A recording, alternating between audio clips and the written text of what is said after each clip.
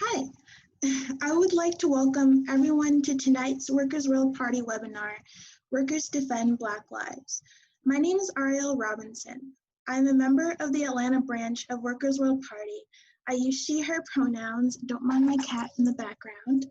I use she, her pronouns, and I'm a contributor to Workers' World newspaper.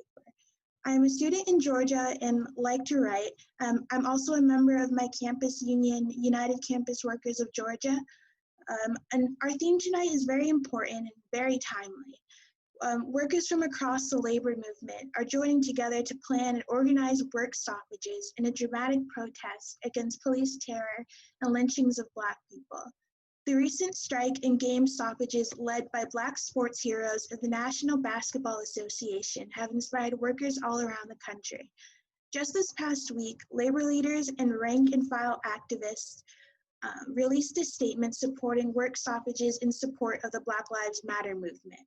Tonight, we will hear from some of these activists who are joining this important call to action. The statement, which has been endorsed by a broad sector of the labor movement, reads in part, quote, "The status quo of police killing Black people, of armed white nationalists killing demonstrators, of millions sick and increasingly desperate, is clearly unjust and it cannot continue," end quote. And clearly, workers all over the country are coming out to not only protest the racist terror of white supremacy and the continued police assassinations of Black people in this country, but to withhold their labor, an action feared by the capitalist system. At the beginning of September, we were reminded of the strength of athletes who are part of the working class when they stopped playing games in protest of the police lynching of Jacob Blake in Kenosha. Our first speaker is Monica Moorhead. Monica is a Workers' World newspaper managing editor. She writes many articles on how sports, nationality, and class politically intersect. Monica's father was a title-winning men's and women's basketball coach in the Central Intercollegiate Athletic Association of historically Black college. First, we will show a 2-minute video of tennis player Naomi Osaka being thanked by the parents of Trayvon Martin and Ahmaud Arbery during the US Open. Monica, what was the significance of the player strike that just took place at the beginning of September? One thing you have done in your time here, we've talked about it extensively, you led the player protest. Actually, you were just making a statement, but the players and the tours and the tournament followed you in stopping tennis for a day as you stood against social injustice. And tonight, once again, you took the court wearing a mask, and it was George Floyd's name on the mask. We put together the pictures of all 5 masks, and as you said, you took 7 and you brought 7 with you to the tournament as you display and try to educate and tell the stories of these victims. And it's been a very powerful thing for everyone to see. And I want to share a piece of tape with you because it's the parents of a couple of the young men, and they have a message for you. Hi, Sabrina Fulton, Trayvon Martin's mom, and also Javaris Fulton's mom. I just want to say thank you to Naomi Osaka for representing Trayvon Martin on your customized mask, and also for Ahmaud Arbery and Breonna Taylor. We thank you from the bottom of our hearts. Continue to do well. Continue to kick butt at the US Open. Thank you. Naomi, I just want to tell you thank you for the support on my family, and God bless you for what you're doing, and you supporting our family with my son. And with my family really, really appreciate that, and God bless you. It's really something. What's it mean to you?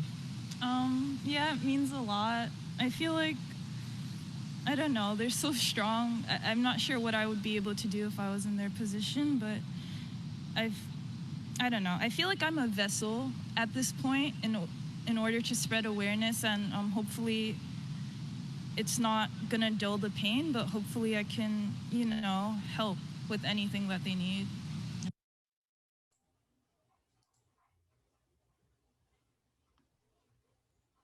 So I'll ask the question again, Monica. What was the significance of the players' strike that just took place at the beginning of September, and what role are Black professional athletes playing in this struggle for Black lives? Thank you, Ariel, and it's great to be a part of this important webinar, and it's great to follow the wonderful Naomi Osaka and what she is doing right now. As we are having this webinar, tonight is the opening of the 2020-21 National Football League season, the most popular U.S. professional sports, with all 32 teams combined worth of $91 billion. So when Colin Kaepernick first took a knee 4 years ago to protest police brutality and systemic racism during the playing of the reactionary national anthem, he was also taking on 32 of the richest billionaire and multi-millionaire owners, not only in the US, but in the world. These owners collectively, quote unquote, blackballed Kaepernick from playing again in the NFL, claiming that his actions would hurt their bottom line with the fans, who they said would be turned off either in person or by TV to watch NFL games if any other players followed in Kaepernick's footsteps. And then in 2017, Trump attacked any player taking a knee, calling them SOBs. Now, fast forward 4 years later, and today, whole NFL teams are threatening to take a knee in protest of police violence throughout the season. In fact, the Washington Post just released a poll today stating that at least 56% of football fans now support NFL players taking a knee, as opposed to a similar poll taken in 2018 by the Wall Street Journal, with only 43% of fans saying it was okay to take a knee. This is an important barometer indicating a significant political sea change, especially for a sport that has been so militarized and conservatized over the decades. Why? Because throughout US society, there has been a dramatic shift in terms of how the police are viewed, especially since the public lynching of George Floyd in Minneapolis. People worldwide saw a Black man being tortured for almost 9 minutes by 3 white police officers, with one of them literally sucking the breath out of him with the full weight of his knee on his neck, as Floyd was screaming, "I can't breathe, and I want my mother," end quote. That happened on May 21st. And 25th. And ever since, millions of people of all nationalities have been in the streets almost on a daily basis, demanding to defund and even to abolish the police in solidarity with the Black Lives Matter movement. These protests have also included Confederate statues and monuments and other visible pro-slavery images being torn down by the masses or being forced down.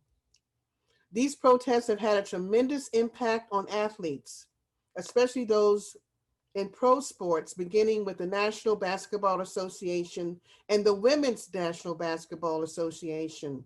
And their actions are inspiring other worker actions, as we will hear about tonight. In late August, following the horrific shooting of Jacob Blake, a 29-year-old Black father of 3, shot 7 times in the back in Kenosha, Wisconsin by the police, the Milwaukee Bucks carried out an heroic wildcat strike by refusing to play a playoff game in Florida. The other playoff teams, in a show of strong solidarity, also refused to play their games over the next 3 days. The WNBA refused to play games for 1 to 2 days, and every WNBA team locked arms together in solidarity.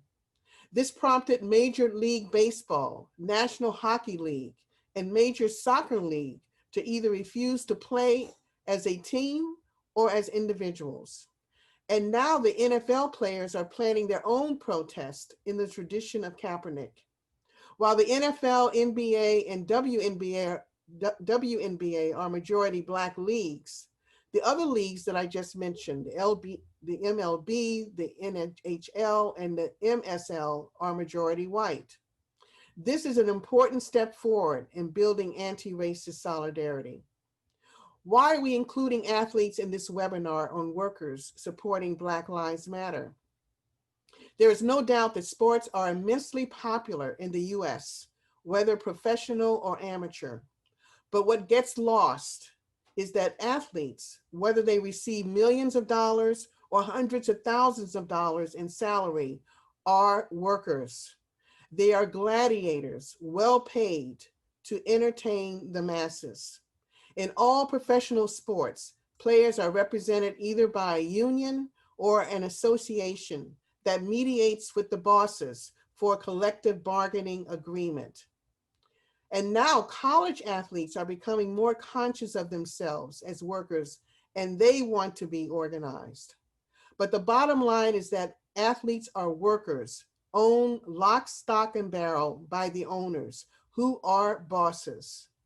Players are the ones who fill the arenas and the stadiums, not the bosses who get super rich from ticket sales, concession sales, and especially TV and cable revenues in the billions of dollars.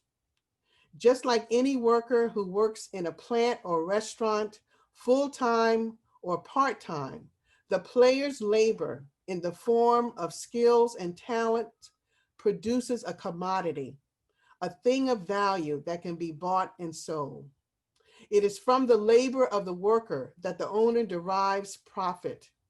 If a worker is slated to work 8 hours, a small percentage of that time is spent covering the cost of the worker's wage. The rest of the time is unpaid labor, that is surplus labor. And it is from this that the owner gains extra or surplus value. So the surplus value or unpaid labor of the global working class that keeps the bosses as a class, keeps them rich in profits, results in an immeasurable gap between rich and poor and the workers feeling powerless. This is where building workers' assemblies can help turn this feeling around. The NBA felt their power once they refused to play by withholding their labor. With the growing capitalist economic war on workers spurred on by the COVID-19 pandemic, there is a growing chorus of workers talking about a general strike, hearkening back to the general strike of millions of migrant workers on May Day 2016. But this general strike that's being discussed today would be even more on a class-wide basis, including both economic and political demands, building on the one-day national strike and work stoppages, mainly of essential workers, but also inspired by NBA players. And I'll end with this. As a September 9th op-ed in the New York Times stated, quote, in May, essential workers at Amazon, Instacart, and other e-commerce and delivery companies stage a one-day national strike, demanding better protections and higher pay. In July, thousands of workers from a range of industries walked off the job in support of the Black Lives Matter movement. At the other end of the pay scale, professional basketball players got their league to adopt a number of social justice initiatives after they went on strike last month to protest racial inequality and police brutality. Last week, several large unions announced they are considering authorizing work stoppages to push for concrete measures to address racial injustice, end quote. The bourgeoisie, through their mouthpieces like the New York Times, fear what is on the horizon. And our party and the movement have to get stronger for the even bigger class-wide battles to come. Thank you.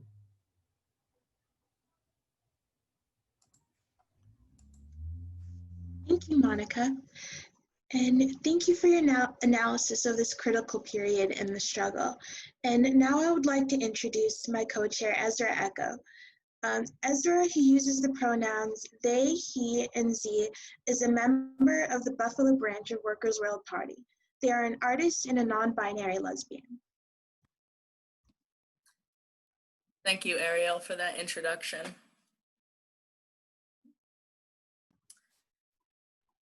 Before I introduce our next speaker, I wanted to say a few words about the historic Attica uprising of 1971, as we are commemorating the anniversary of that important struggle by incarcerated workers.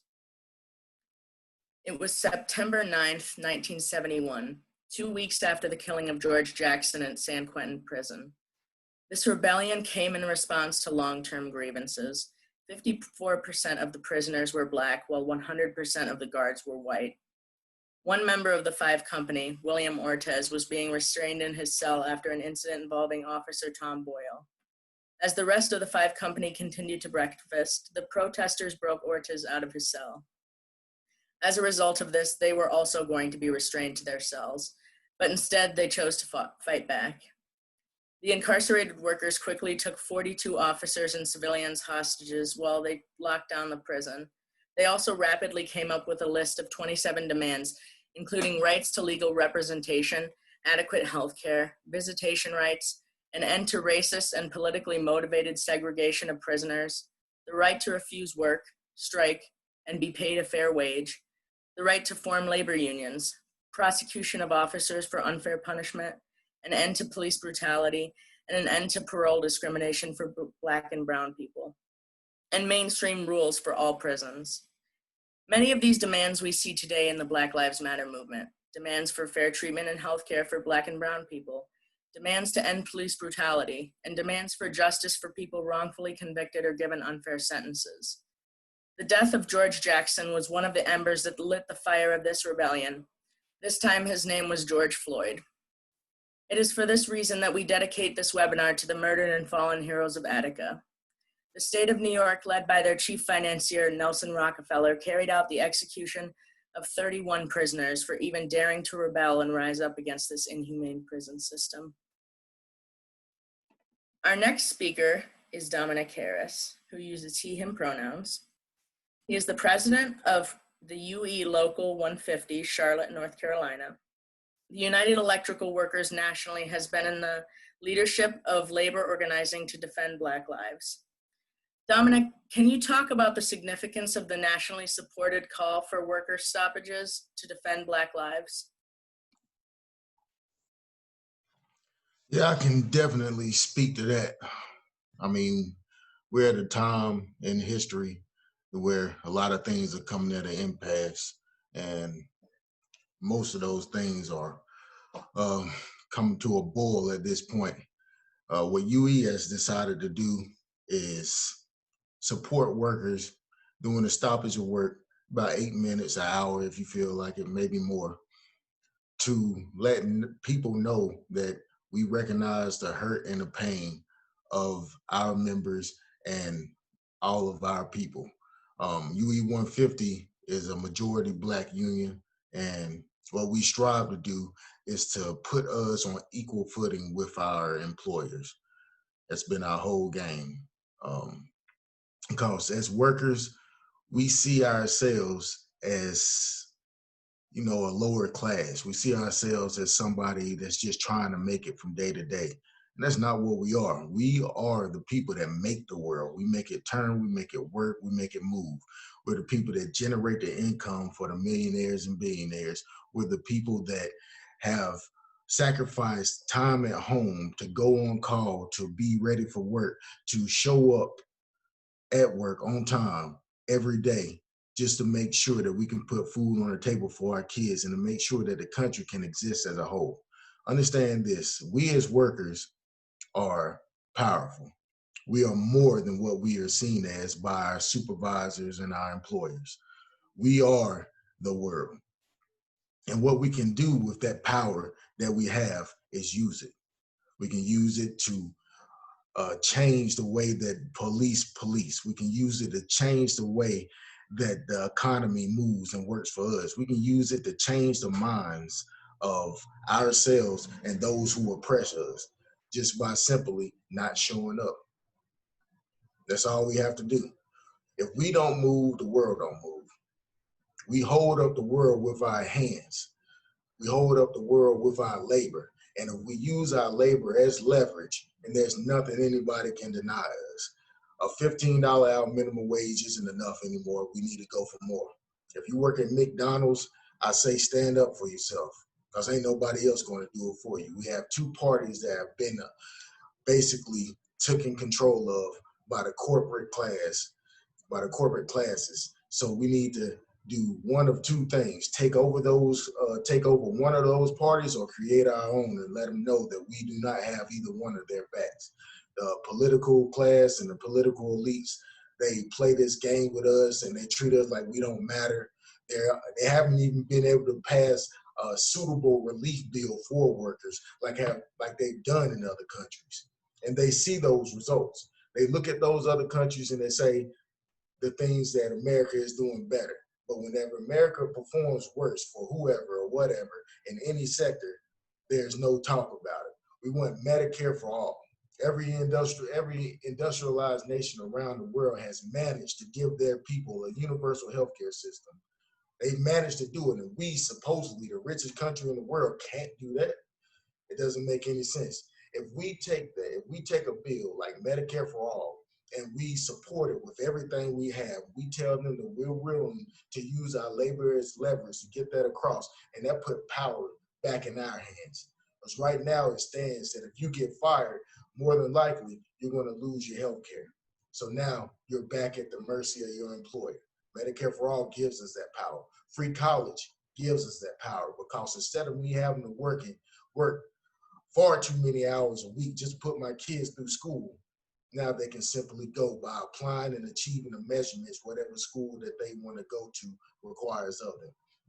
We want free marijuana. We want marijuana legalization, because that gives us more power. That takes away the power for cops to come into your house just because you want to smoke a blunt. I mean, that's your body. You should be able to do with it what you want. So if we do that, we will drop down the prison incarceration rate by freeing every one of those people that have a marijuana charge on their record, no matter if they sold kilos or they sold ounces. We can get those people out of jail as of day. Donald Trump claims to be this president that's all about the people, but even though polls support the legalization of marijuana, he doesn't support it. Even though polls support free college and Medicare for all, he doesn't support it. And we can say the same about Joe Biden. We are the people, and we have told them many times over, that we want a Green New Deal. We want these things to put power back in our hand, a federal job guarantee. We want all of these things because we deserve them. We're people, and we deserve to live a suitable life as our oppressors. We deserve to strive for higher places of being in society. Now, I'll tell you a little dream of mine. It might be a dream, but it should be reality. I want to live in a world where instead of working for $1, we work for the benefit of mankind. We should be able to wake up in the morning and say, what can I do for my fellow man? Instead of what do I need to do to pay these bills, which are ever mounting. And especially in this time where we see unemployment at a sky-high rate, where 50% of people that are unemployed can't even afford basic necessities, and we still don't have a relief plan, we need to do everything that we can to make sure that every person is whole in this nation, that every person can wake up in the morning and know that what they're doing is right and what they're doing is justified just because they're a human being and they deserve these basic human rights. Now, work stoppages, general strike, whatever we have to do to make the political system move for us is what needs to happen. We can't put it in their hands anymore. We got to make them understand that we're the workers, we control this world, and we ain't going nowhere because you need us. It's not the other way around.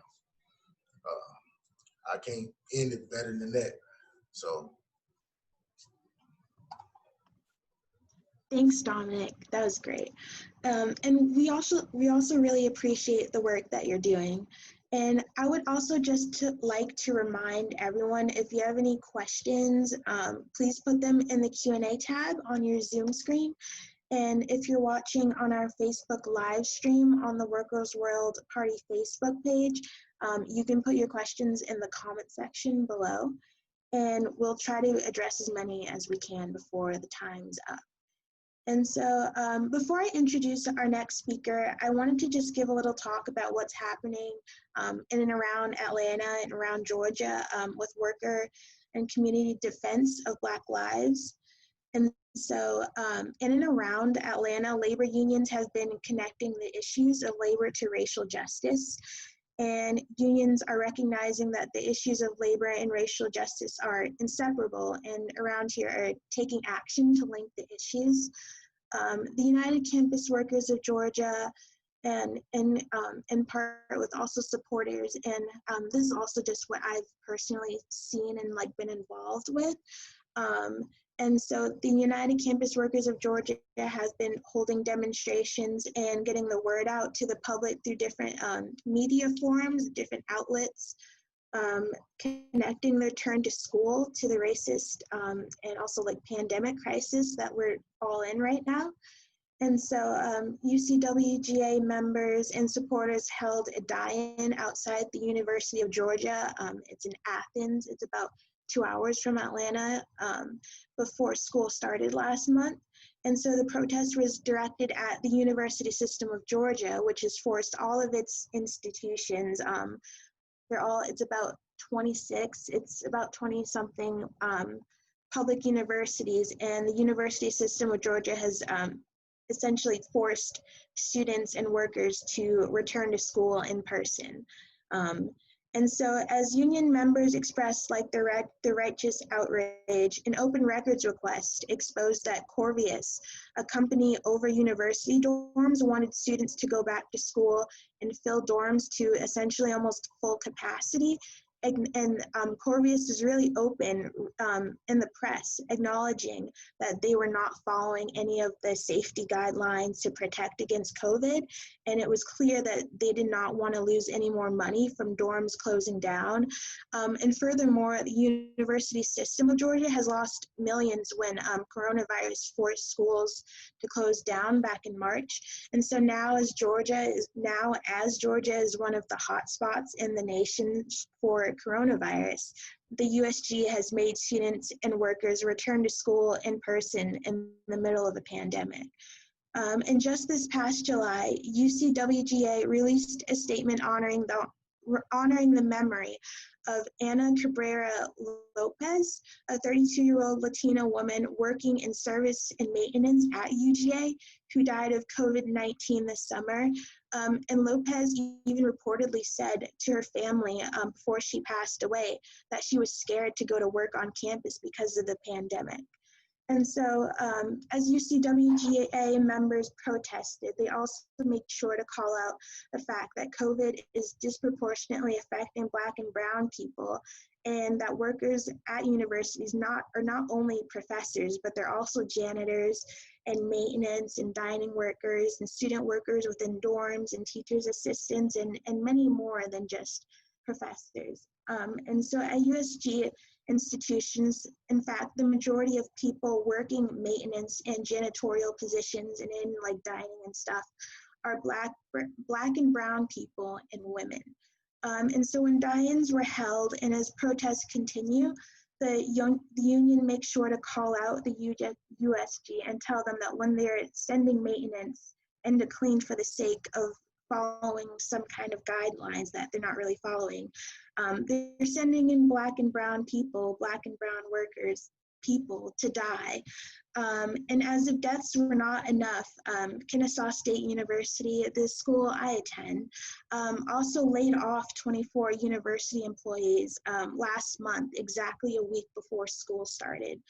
And the chapter at KSU of the UCWGA were also quick to receive that information through a records request and release it to the public, emphasizing that it was not the president who makes $500,000 a year taking a pay cut to save money. Instead, Black and brown people and women and the lowest paid janitors and staff members were the ones who were fired in the middle of a pandemic. And so the union continues to be on a no layoffs campaign, releasing videos to the public and trying to get the word out through the press and protests and various other methods. And so the union also proposes that all presidents across the USG take a pay cut, and those also making the most money take pay cuts. And so the UCWGA here has been strongly emphasizing that when the university fires people, it's firing people from marginalized backgrounds, and it's completely unnecessary. And so to kind of get back to this point then, Portland has been the epicenter of nonstop community protests in support of the Black Lives Matter movement. And activists have been nonstop in their uprising against police terror. Our next speaker will be Lynn Neely, who is a member of the newly formed Labor for Black Lives and Against Fascism. She uses the pronoun she, her, is also a member of the Portland branch of Workers' World Party. And so Lynn, what was the impetus for the formation of Labor for Black Lives and Against Fascism, and what role does it hope to play in the ongoing Portland movement? Thank you, Ariel. And thanks to the speakers that have come before. This is an amazingly powerful webinar. Like Ariel said, I'm from Portland, and last Friday marked the 100 days of protests for Black Lives Matter since the murder of George Floyd.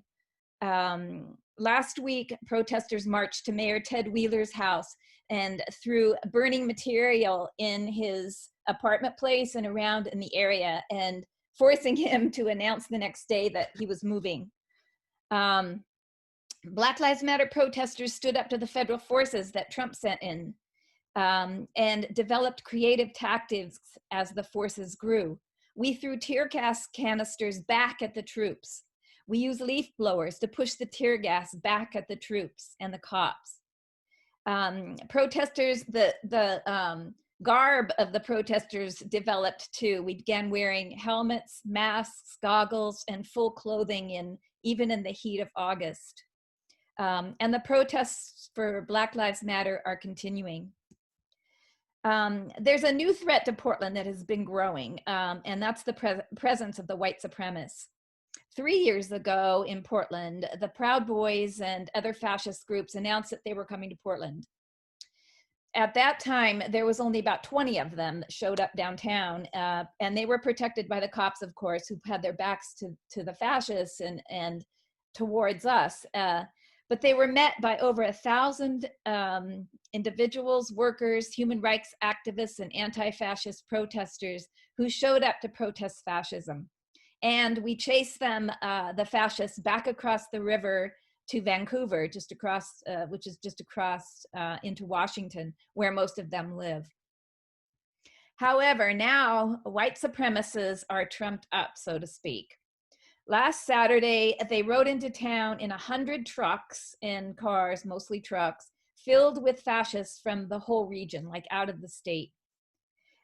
They've been accumulating in Portland because Trump is using it as a proxy city or whatever. From their trucks, they shot paintballs into the protesters. They were caught on video picking vicious fights with protesters, including punching a young woman in the stomach. Proud Boys and Patriot Prayer and other white supremacist groups just put out a new leaflet announcing that they're going to come again. They're going to descend on Portland again on September 26th. There's been an exciting development among labor groups in Portland, who we've begun to organize a fight against fascism. And like Ariel said, our group is called Portland Labor for Black Lives and Against Fascism. And I'll put that name in the chat because that's also the name of our Facebook page. We came together about a week and a half ago only in a Jobs with Justice meeting. And we were inspired by a resolution put out by the Brotherhood of Carpenters Union. Here are some militant points in the Brotherhoods of the Carpenters Union in their resolution. White supremacist organizations are a deadly threat to people of color, immigrants, marginalized religious groups, LGBTQ, and many others, and a direct threat to our unions and the whole labor movement. They are trying to destroy unions because unions unite and empower the multinational, multiracial working class. To rebuild our strength during this period of racist attacks, unions must take up the struggle against white supremacy, white nationalism, in our social, political, and organizing agendas. Unions are working class defense organizations for all workers in the community. So on the 26th, Portland Labor for Black Lives Against Fascism is reaching out to all the unions in the area, like AFSCME, AFT, Unite Here, Clark College Association for Higher Education that just won a strike last year, the Whole Foods Workers, the New World Bakery Workers, Burgerville Workers Union, and of course the Brothers of the Carpenters, who have always been very militant in the community. They help us every May Day with our May Day protests. We have a huge banner with our name, Portland Labor for Black Lives and Against Fascism. We're going to stand behind the banner and carry our union picket signs, like hundreds of union picket signs. We're going to wear our union t-shirts and stand shoulder to shoulder in a social distancing way with our masks to tell the fascists that they're not welcome. Portland Labor will be standing together to tell white supremacists they can't invade and terrorize Portland. Thank you.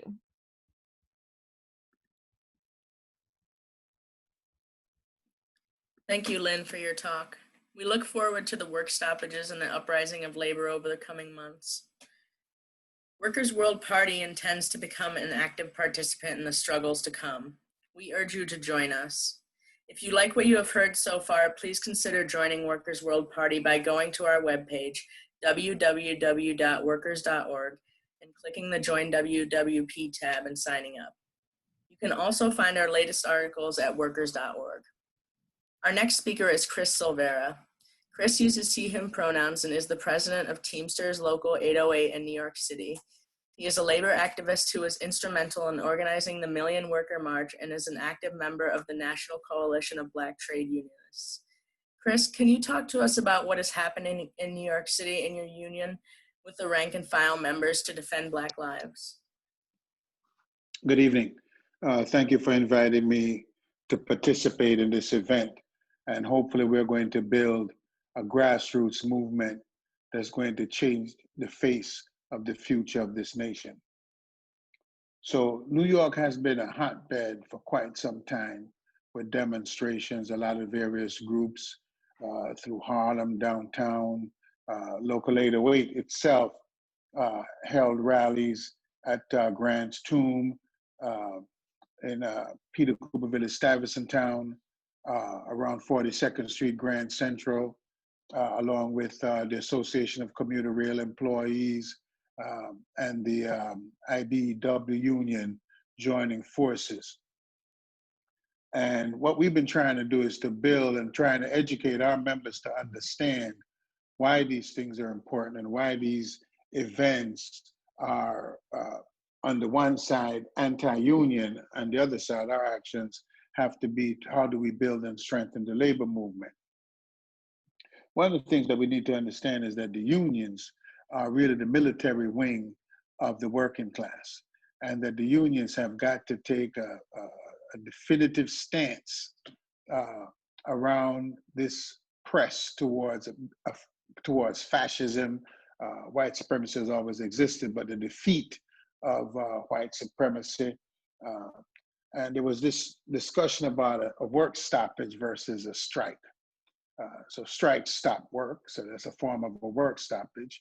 My sense is that the word work stoppage means that there is it's a shorter frame of time. It is a defined frame of time called for by the union.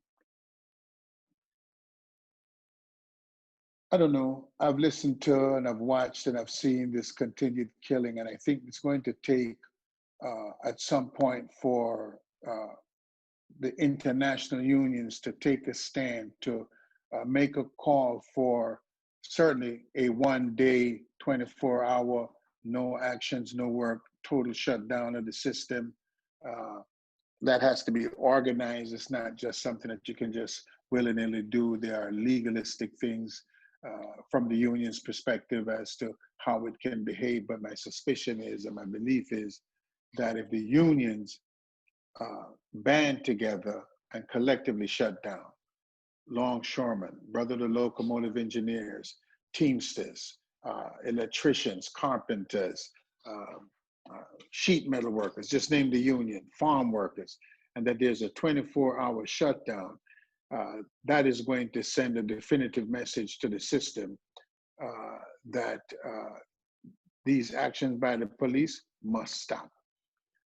And if that doesn't take place, I think the AFL-CIO and these other unions have to then go to the Fraternal Order of Police and the Police Benevolent Association and make a demand and put a demand in front of them, as they would say in a movie, make them an offer they can't refuse. And at that point, you're going to see, because we are on that bubble. You look at what's happening in Portland, you look at what, these are organic movements, these are things that are taking place, and the people are sick and tired. I know certainly for the youth is sick and tired of carrying the burden of white supremacy and racism and sexism and all these different forms of discrimination.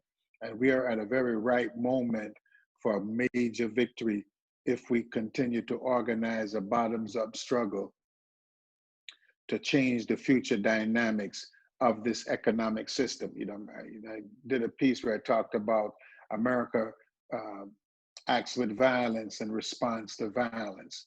So if you just do things peacefully, they don't really move. So that work stoppage, that strike, is a form of violence. Nobody probably got killed, but it's a definitive form of violence with a defined set of questions or demands of the American capitalist system. My brother Dominic talked about from UE 150, big up to UE 150, say hello to my brother Saladin. But you are right, $15 an hour, certainly in New York City or Chicago or San Francisco, is poverty wages. And I would dare to say that if I took $15 an hour even into Mississippi, they might live a little bit better, but they'd still be poor. And so what we need is to make a call for a living wage. And a living wage is going to be a different dollar in San Francisco, in New York, in Chicago, Jackson, Mississippi, so forth. So we have to make this collective demand for the working class. In addition, we have to, I just wrote down some things that, excuse me a second. The unions have to definitively make a call against police brutality. They can't be waffling. They can't be, when we talk about defunding the police, there's an ad up in New York in Times Square right now that tells you that, the taxpayers of New York have paid over $300 million to compensate people for various forms of police brutality. People need to understand that this is not just something that happens, that there is a cost to the taxpayers. There's a cost that the city has to pay out. $300 million. What could New York City have done with $300 million if the police simply acted within the confines of the law and acted as if they were humans and the people that they police were also humans? So we have to build this continuum. We have to make this call. We have to make a demand and then enforce the demand. So we need to define the demand, and then we have to enforce the demand. And I think that the unions are coming around. When I heard that from the carpenters, because the carpenters are not historically known as the most progressive union in the world. So definitively, New York City, the Joint Council of Teamsters had a 1 day, 8 minutes and 46 seconds shutdown across the country. The Teamsters National Black Caucus had a call in Washington, D.C. for Black Lives Matter and had a big march in Washington, D.C. for Black Lives Matter in conjunction with the Teamsters Human Rights Commission. So the building blocks are being put in place to make this action real. Now the drums have to be louder, and it has to get up into the higher levels of the union, and they have to realize that it's going to happen with or without them. I'm certain, and Local 808 certainly is on board, and we will continue to work with all groups that want to see an end to this type of these types of atrocities that are taking place around the country. It is sickening, and everybody I know, you can see, or not everybody, but the vast majority of people are definitely opposed to police brutality, and the unions are the way to go about it. We can stop this country from working, and that is going to make them and force them to have to change. And I commend Naomi Osaka and the NBA players, and I hope to see this happen with the NFL and other players taking real, firm, committed stance against police brutality and fascism. Thank you very much.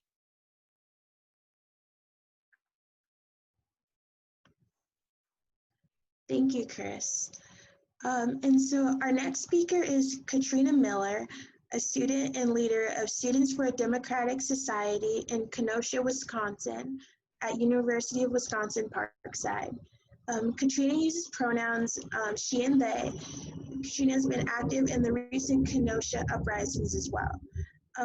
Katrina, can you share with us what is happening right now with the uprising of protest against the police murder of Jacob Blake in Kenosha?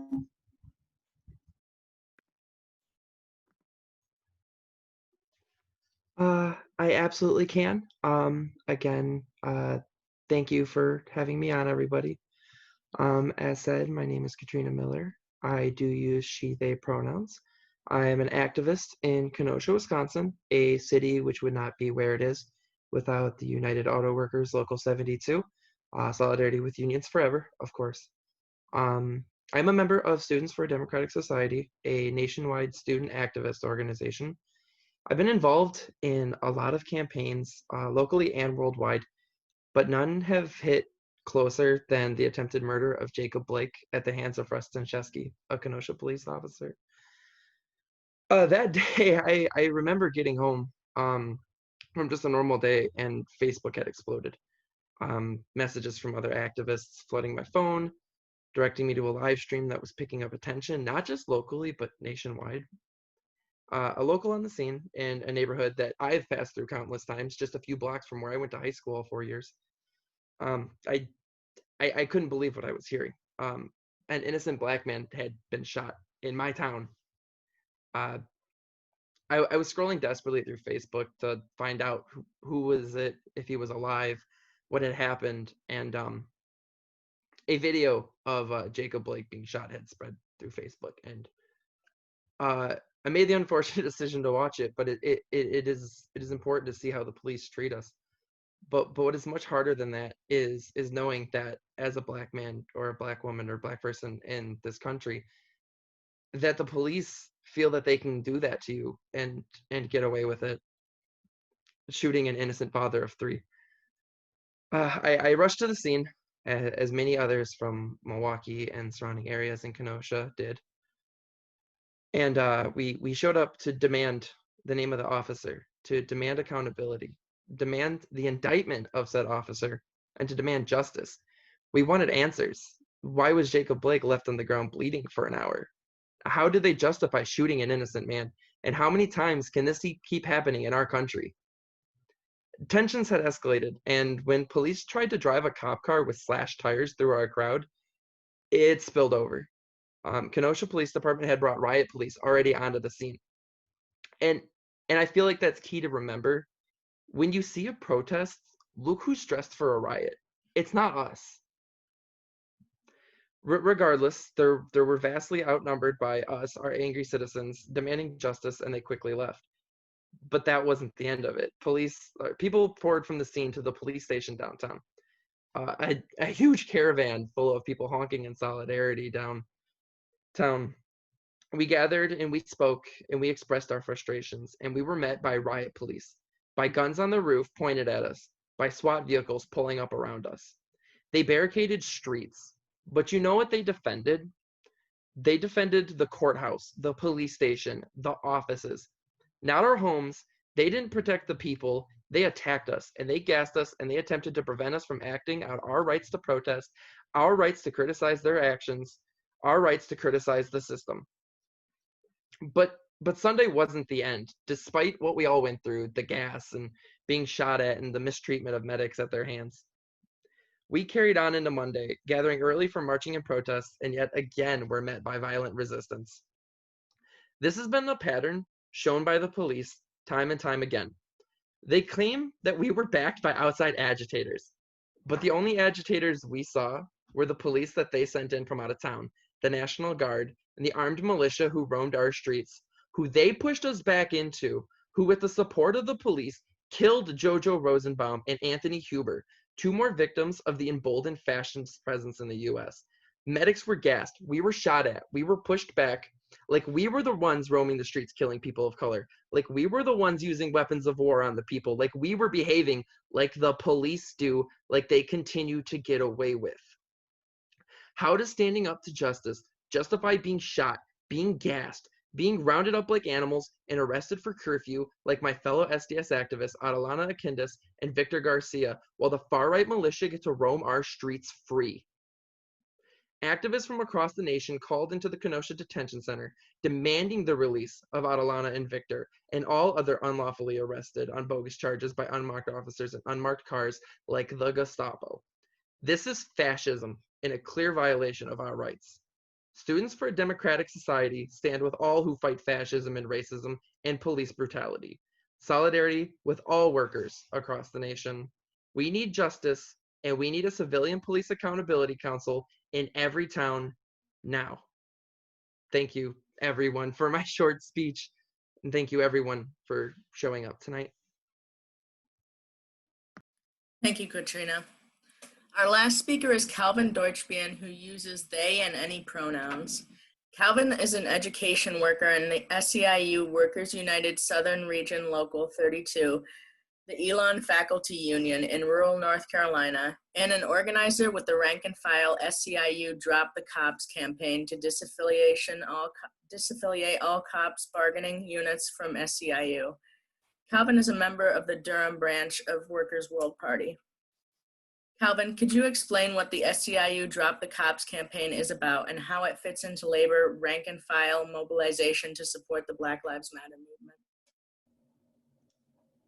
Yes, thank you so much, Ezra. And just reflecting on some of the statements from the other speakers, I think it's very clear to me why SEIU Drop the Cops and other police disaffiliation campaigns are so important, because I get to see how our struggles are connected and what we are struggling against.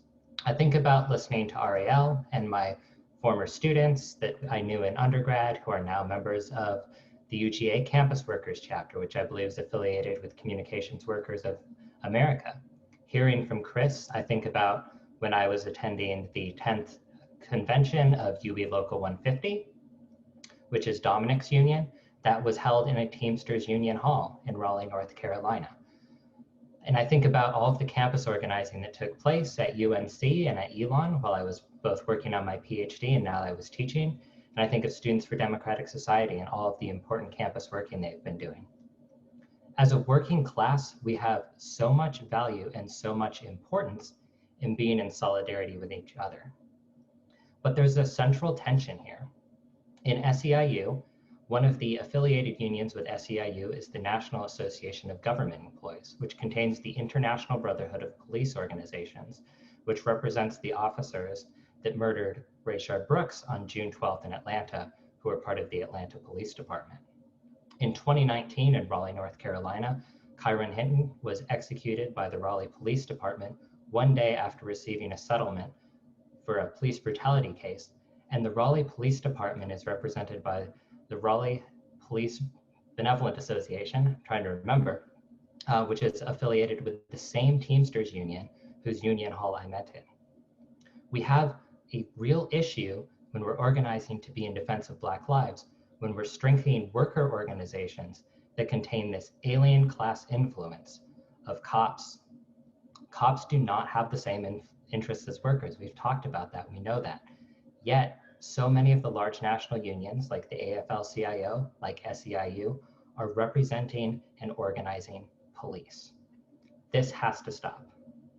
After June 12th, and it came to light that Garrett Rolfe, who pulled the trigger in Atlanta, was represented by SEIU. A number of rank and file workers in SEIU around the country got together. Me in North Carolina, we have colleagues on both coasts, we have colleagues in the North and throughout the US. We got together and we began to organize a rank and file campaign to pressure the International Union of SEIU to disaffiliate all cop unions. Now, there's no such thing as a cop union, so we understand that our international is fundamentally confused. It is fundamentally failing to represent the interests that we have as workers. When I've been involved in labor actions in the past with SEIU or with other groups, we know that the police are never on our side. One of the first labor actions I attended in North Carolina was a Fight for 15 action with the National Association of Fast Food Workers, which is an SEIU affiliate and a community organizing arm of SEIU. We came to a McDonald's location to protest sexual harassment at that specific McDonald's location, and the first people that arrived on the scene were the Durham Police Department to tell us we could not be there. We could be there. It was our right as workers. It was a necessity for us as workers to be in solidarity with one another, but the police were there to try and prevent that from happening. What we need to do is we need to rebuild the union movement, which is so powerful, as Chris and Dominic have talked about and others. We have to rebuild a union movement that is authentically for the working class, that is not confused, that is not mixed, that does not have split interests. We are putting forth a series of 5 demands for SEIU. The first demand is that SEIU drop the cops. This means the disaffiliation of law enforcement officers, whether they're state or local or anything else. We know from the speakers from Portland and Kenosha, and just from my own experience here, seeing it with my own eyes in Raleigh, North Carolina, it doesn't matter if it's a state, local, or federal officer. They are all on the same team, and it is not on my team. And right now, they are being represented and strengthened and protected by the same unions that claim to represent me. So we need to get out law enforcement, we need to get out jail and prison guards, we need to get out probation and parole officers, and we need to get out armed security guards. As a worker, as someone who creates wealth, I recognize that police, prison guards, they do not create wealth. They take wealth away. They prevent me from receiving wealth. When a worker creates a home and I go to live in it, it is the sheriff who arrives to evict me from it if my boss doesn't pay me enough. When I am teaching in my classes and one of my students, for some reason, a boss or a landlord or a billionaire doesn't like them, it's the school resource officers that come and remove that student from the class and prevent that student from receiving the benefits of my labor as an education worker. At every juncture, the cops and prison guards and other elements of the armed bodies that support the ruling class are always at odds with us as workers.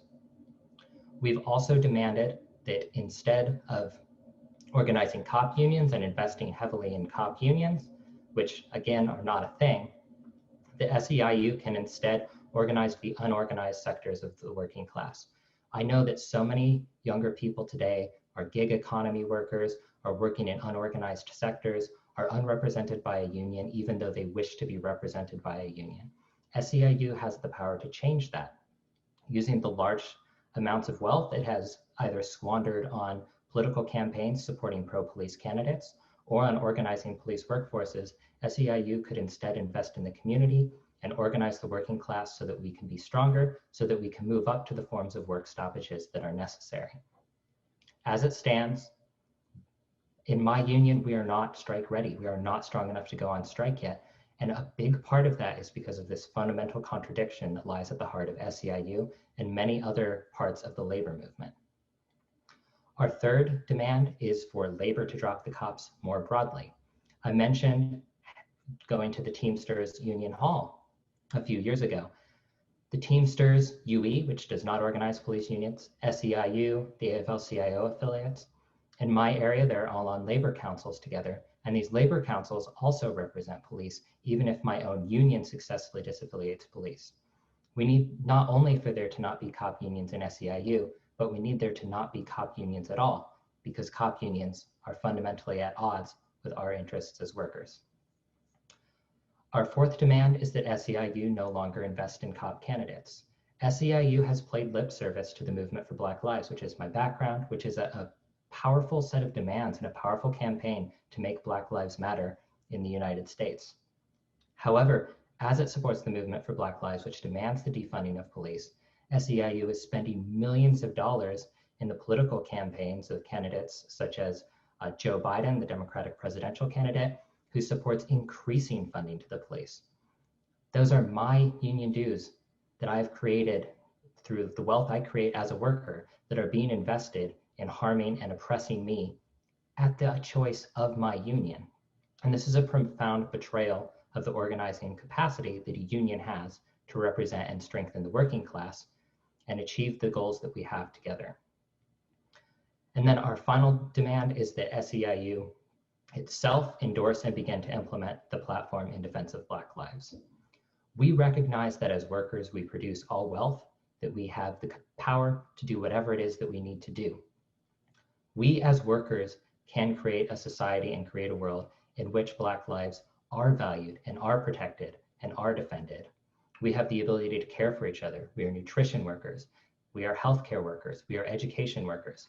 So we, the workers in SEIU, demand that SEIU itself organize so that we can get to a point where we care for one another and protect Black lives. So thank you so much. That's the SEIU Drop the Cops campaign. If you're interested in getting involved, go ahead and send us an email at seiudropthecops@gmail.com or find us on social media.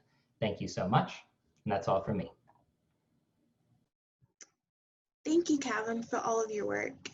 And I just wanted to remind everyone to put your questions in the Q&A at the bottom of the Zoom screen and not in the chat. And hopefully we'll have time for a rich discussion after our last speaker. And so before we move to the question and answer discussion, I would like to let everyone know that you can subscribe to Workers' World newspaper and have it delivered directly to your inbox by going to workers.org. And so hopefully we'll be starting up our print edition again soon, which we canceled for health and safety reasons during this COVID-19 pandemic. And you can also learn more about our new book, What Road to Socialism, by visiting our website as well. And it's a compilation of many articles concerning current working class struggles, an analysis of the economic crisis, the fight against racism and police terror, and what opportunities there are for our class to abolish capitalism and establish socialism. And so hard copies can be purchased through the CUTLY link, CUTT.ly link on the screen. And so I would like to now ask all of our panelists to turn on their video so you can all participate in the discussion.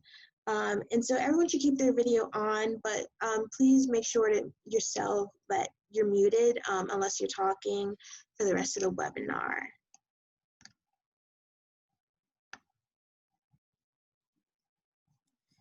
So our first question is, what is the difference between a work stoppage and a strike? And why are work stoppages being projected rather than strikes? And anyone can answer this. My sense is that a strike has a legal terminology which could go counter to a collective bargaining agreement, which would then put the union in legal straits. So a work stoppage might be easier to accomplish without the legality aspect of it. And I'll say this, that in some of these situations, we're going to need organizations to front the strike or to front the work stoppage, to set up the picket line that the union guys can't cross, you see, because the union has, like I said, obligations under the law of this society that impugns or corrals its ability to exercise its full power.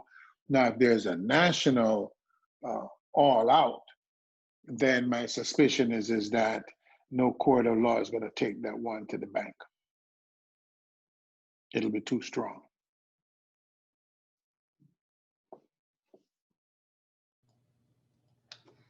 I think my sense, and I hope I'm not out of turn here, is that a work stoppage is a broader category of action that includes a strike. And so as we can take smaller struggles to prepare for larger ones, I think this is what Chris is talking about, where we can build up to maybe the legal definition of a strike by beginning with other actions, such as a work stoppage. We can start by just stopping working for one day, just withholding our labor for 8 minutes or for a day or for a week.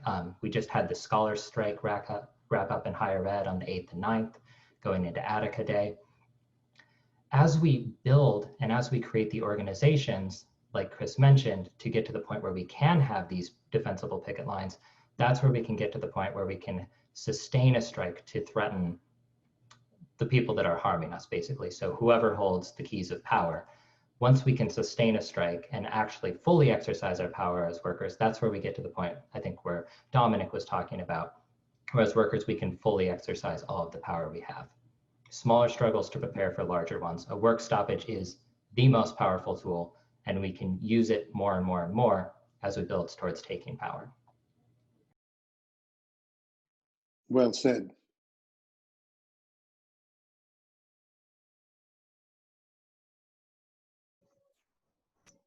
Anyone else want to answer before I go to the next question?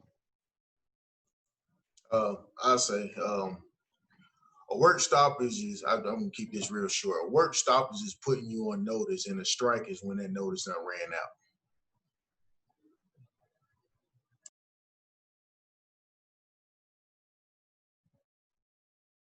Okay, so then going to our next question.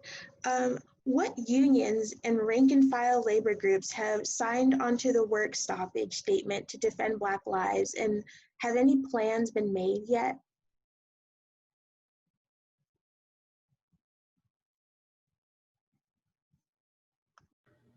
So I will say, just from the connections I know in the disaffiliation work, SEIU, the National Association of Educators, which is someone we work with very closely at Elon and Alamance County, the local educators association there, and a number of AFSCME locals. And I don't want to try and say what AFSCME stands for on the internet because I'm going to get it wrong. AFSCME is affiliated with the AFL-CIO. I know all of them have signed this statement. And I know in the case of both SEIU and AFSCME, they organize police bargaining units, which isn't great. You can also check out Cops Free AFSCME. Obviously, UE is extremely involved in this and is one of the leading unions in the US. That's all I know for me personally.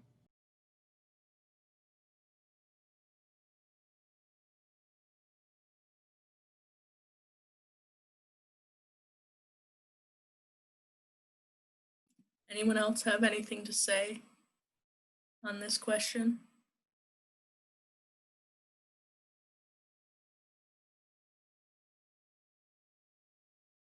I'll move to the next one if there's not.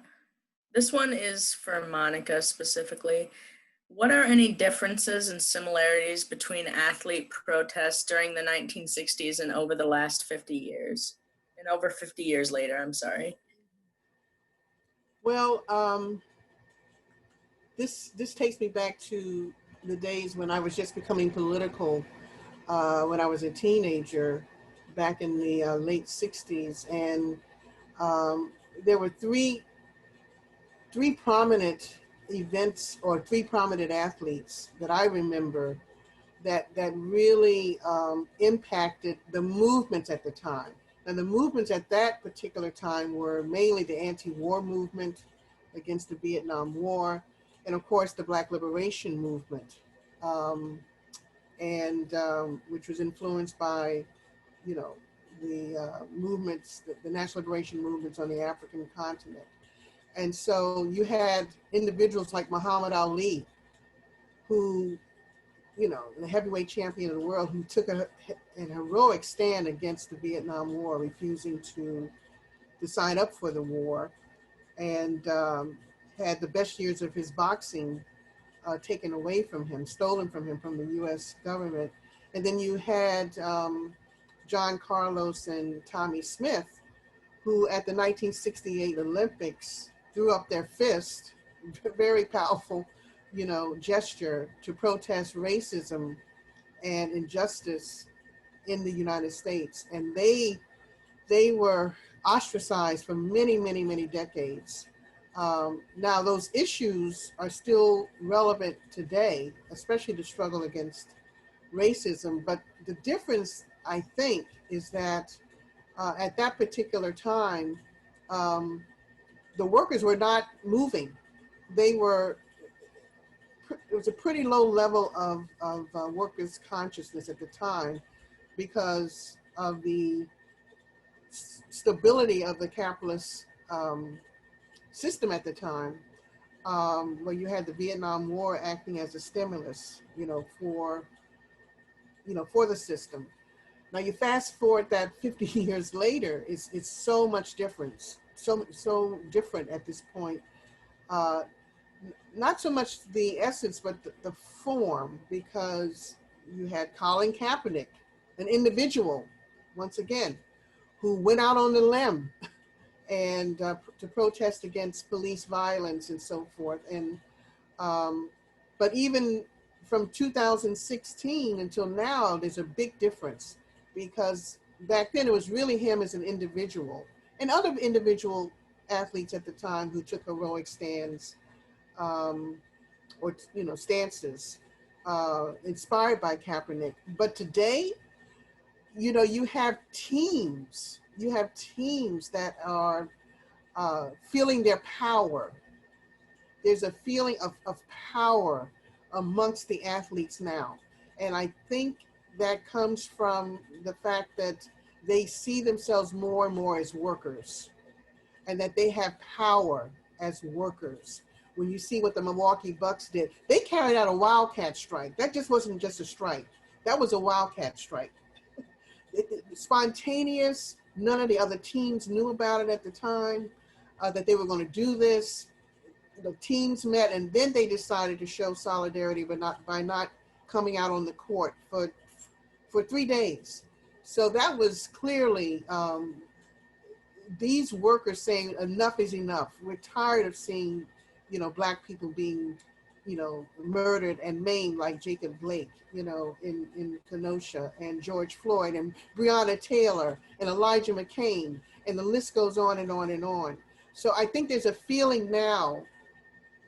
Again, the issues have never changed especially when it comes to people of color, in terms of white supremacy and systemic racism and police brutality. That has not changed. But again, it's the fact that our class has become more and more conscious. When you see Black and white folks in the streets, it's not just Black people protesting against police brutality, but it's Black and white, it's the youth. And because the capitalist system is failing everyone. It's failing everyone, and people understand more and more the role that the police play in society. So I see that as a different in the form, but not the essence. And this is what makes this period so exciting, because of the growing class-wide solidarity against police violence and systemic racism. And the athletes are taking a lead because, the popularity of sports and the prominence of sports. So that merging of sports and politics is really becoming more and more evident now today. Could I just piggyback on that? So you also had people like Bill Russell, Jim Brown, but they were acting as individuals.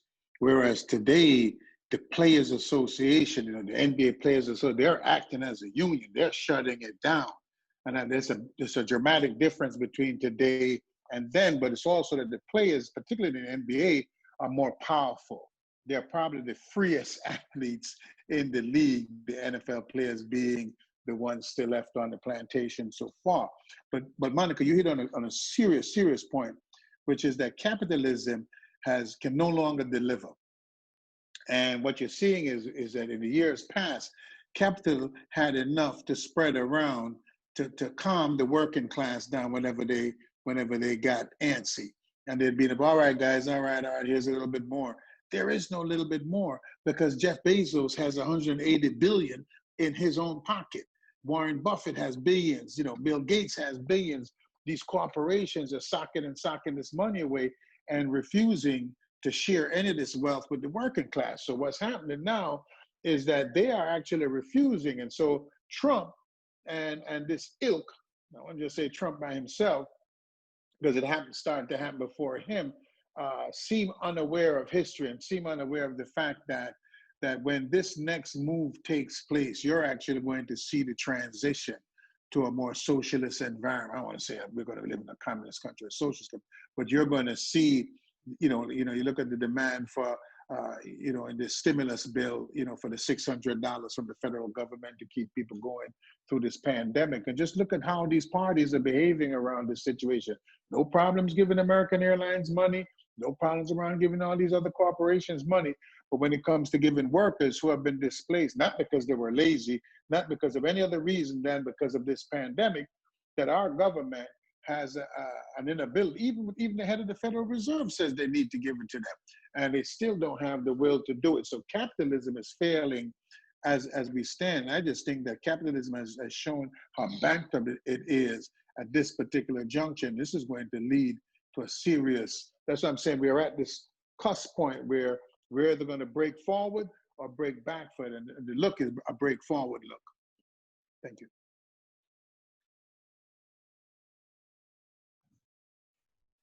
So this next question is directed to Lynn and Katrina, but anyone can also feel free to answer. So given the recent kidnappings and abduction of protesters by federal police in Kenosha and Portland, how can we organize to stop this fascist threat?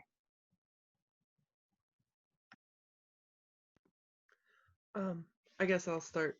Well, one thing that we can do to address this is by forming a civilian police accountability council. When people have control of the police and they don't have their union to kind of defend them and their fascist actions, we can create a system that holds them accountable for unlawfully detaining protesters and creating these false charges. I mean, we've seen this in Portland, we've seen this in Kenosha, we've seen this in Tallahassee. We've seen this throughout all these protests, and to have something that can finally be done about it is going to be difficult but important, because the system is going to forever defend the police officers for doing this. This benefits the system, this benefits them and their agenda.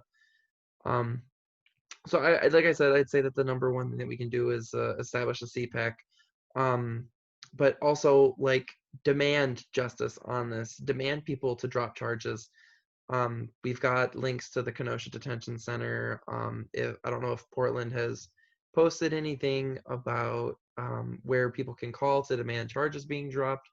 But when you have people who express their dissent with the way that the system is being handled and threaten action like we did when Adelana and Victor were arrested, the thousands of people called into this tiny town's detention center and they weren't able to handle it. If this can be a repeated process that we spread throughout the country, hopefully we can get these charges dropped and we can kind of encourage or disencourage this kind of behavior. Yeah, the post office is being attacked by Trump, as we all know, and there was a day of protests. And in Portland, tiny Portland, we had 30 post offices. There were strikes at 30 post offices. In my little neighborhood post office, there were about over 40 people, which is pretty amazing. I mean, when you take the whole town into consideration. So that kind of action, that kind of bringing together workers especially, and is, Like, that's what we want to do to meet the Proud Boys. If it's huge, if people are organized and out march. And like Dominic said, you know, if you,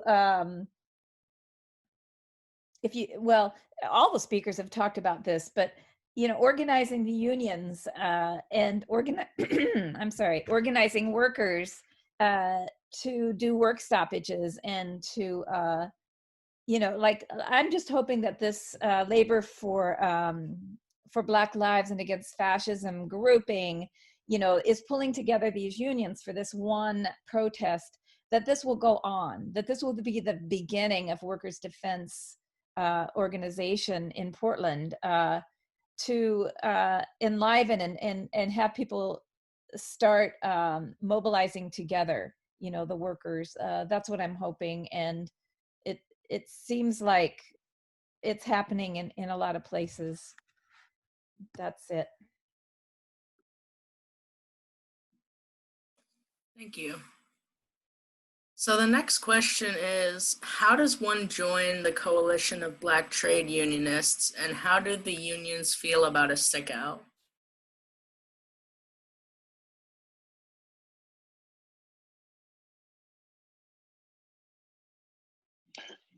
So I don't know, every city has a chapter of the Coalition of Black Trade Unionists. I'm not at home, so I couldn't really give you the number right now for New York, but they're in every city. And if you just simply Googled CBTU, or Coalition of Black Trade Unionists, and put in a city or a town, you would find that it would give you that information, and then people would join up. So it's they do decent work.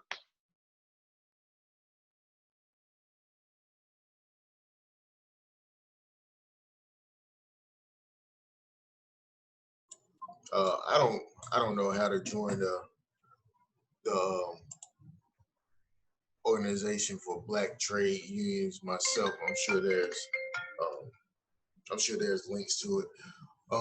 But so far as a sick out, what we generally use sick outs for is to garner more support for the union and generate more interest in people joining the union. It's kind of a step towards a strike that a tiny step towards a strike where workers can use their sick time instead of just going on a full out strike, where you can just say, hey, everybody's going to be sick and tired of work on this day, and it's kind of a more safe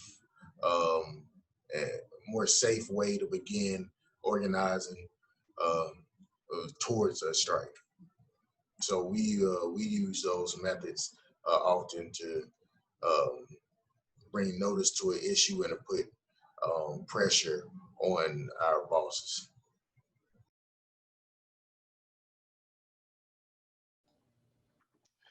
Yeah, I just Googled it. If you Google CBTU, Coalition of Black Trade Unionists, a whole thing comes up and gives you all the information you want about joining it. But each city has I won't say every city, but most major cities have a chapter of the coalition, and you would be a part of one of those branches.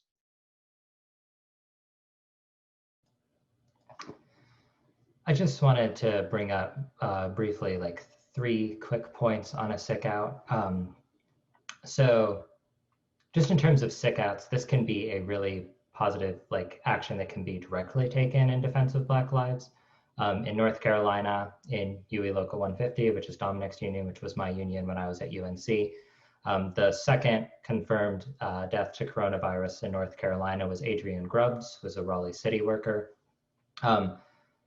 When you're able to go on sick out, especially during a pandemic like this, when you can actually just directly protect yourself, you can call in sick before you get sick.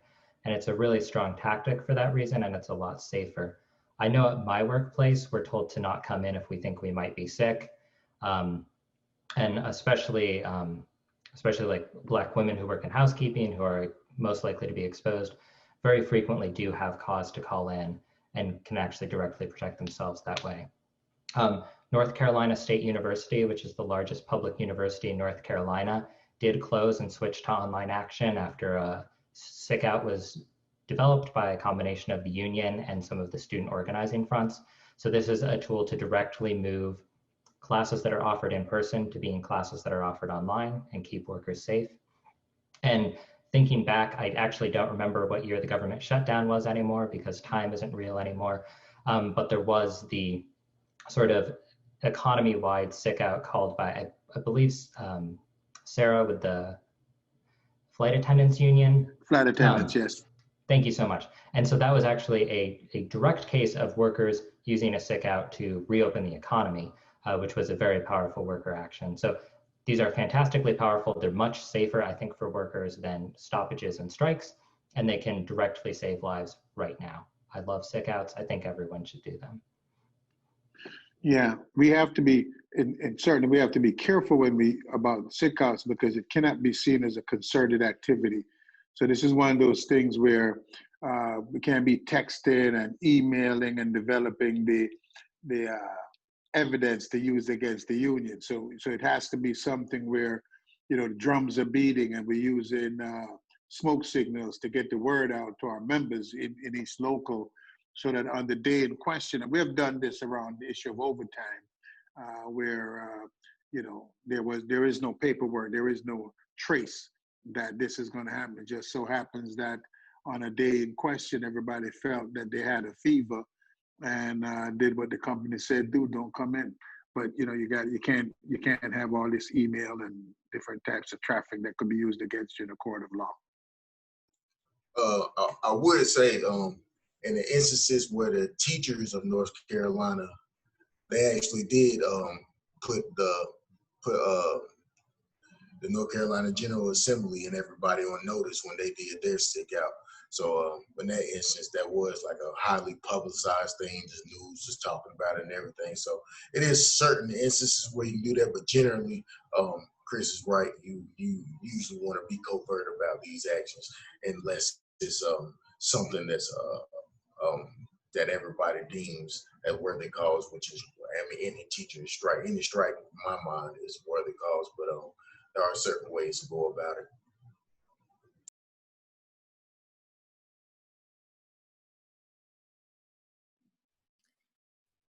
If that's all anyone has to say, I think we're going to start to wrap up now. Everything under capitalism takes money. Workers' World Party is a fully volunteer fighting organization. We survive from donations from activists like you. Any amount that you can donate will help. We will put it all into continuing the struggle to bring down this rotten, racist, and oppressive system. There are 3 ways that you can donate. Our Venmo at Workers World, at the website workers.org/donate, or at our patreon.com/workersworldparty.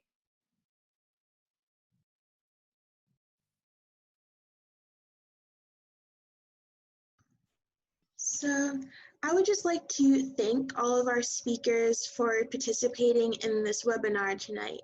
And I also want to thank everyone who tuned in on Zoom and on Facebook. We are looking forward to a new and united stage of the struggle involving labor and rank and file work stoppages to protest racist and fascist attacks on Black lives. Please join us next week, Thursday, September 17th, at the same time, 8 to 9:30 p.m., at the same place on Zoom, for a Workers' World Party webinar focusing on a commemoration of the Attica Rebellion and on the current struggles against COVID and for mass releases of our incarcerated sibling workers. Thank you. Good night.